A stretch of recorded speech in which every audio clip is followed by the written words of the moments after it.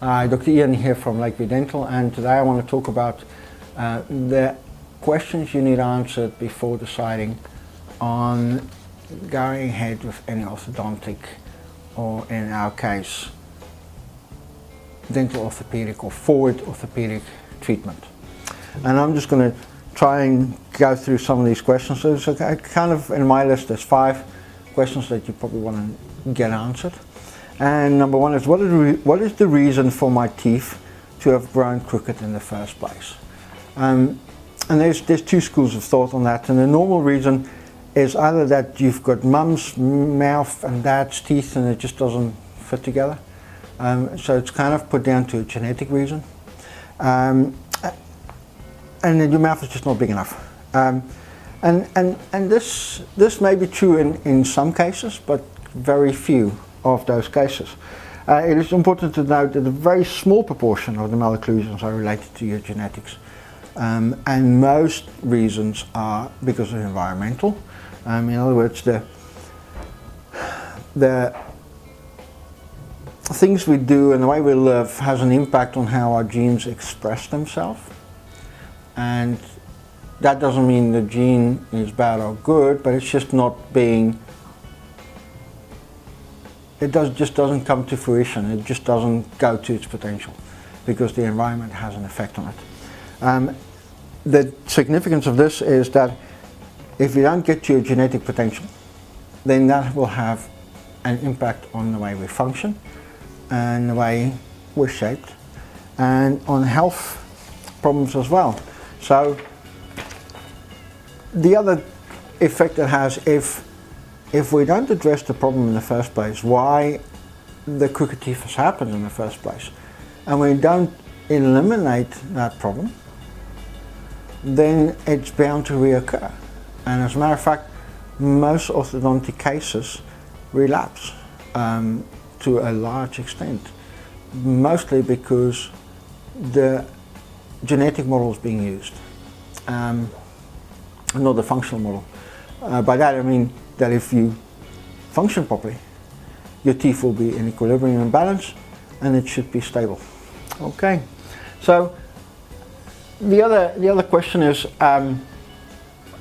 what part does the patient play in the treatment? And the standard answer is that you just need to visit the practice, and this is true, but we also need to understand that if we're going to deal with a functional problem, then the dentist can only deal with the result of that functional problem. But like anything worthwhile pursuing, there needs to be some exercise to change that functional problem to get a stable result. So from our point of view, that fortune favors the brave is well and truly related to proper orthodontic treatment, and we need to do a little bit of work to change those habits that caused the malocclusion or the crooked teeth in the first place. And that will create a more stable outcome. What long-term effects would the treatment have on my health? Now, there's a long list of potential risks to orthodontic treatment, and you can get them on most websites. And legally we have to tell you about all these risks. And treatment doesn't always go the way it's planned. But you should be comfortable in knowing that the person that's doing the treatment is trying their best to limit those risks as far as possible. But in the first place, always also informing you of those risks and have a frank discussion about it. Question number 4, will any of my teeth that are meant to be in there be removed to create space?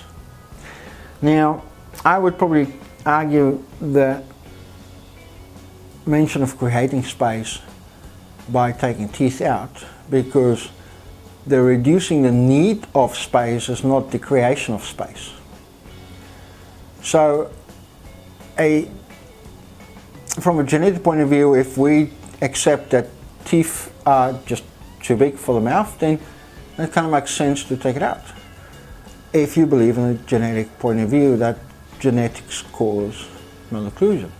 If you believe in the functional point of view that functional lack of function creates malocclusion or crooked teeth, then you also believe that every tooth has a function in the mouth, a very important function in the mouth.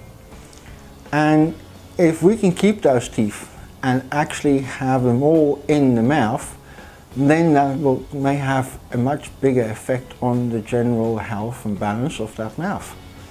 So from our point of view is that it's not just about the teeth, but also every other structure in and around the mouth that needs to sit within that same space that the teeth want to occupy.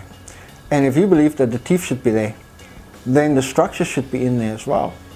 And that includes the tongue, all the muscles around the mouth, and all the teeth, including your wisdom teeth.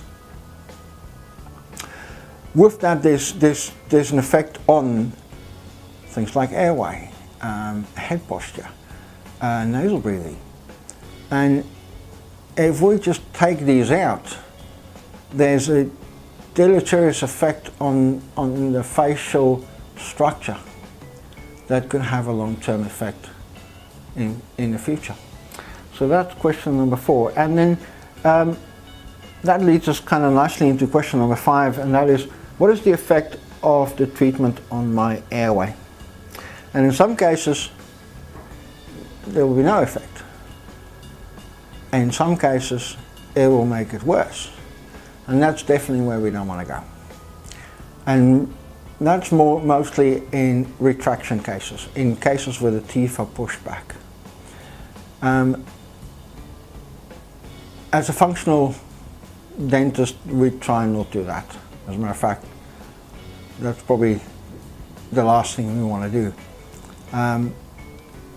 We want to increase the airway, because the airway is the most important thing. You can be 2 minutes without air and then you start getting anxious, and that has a life importance. So for us, the treatment is primarily aimed to at least not make the airway worse. And that's kind of where we are as far as those 5 questions.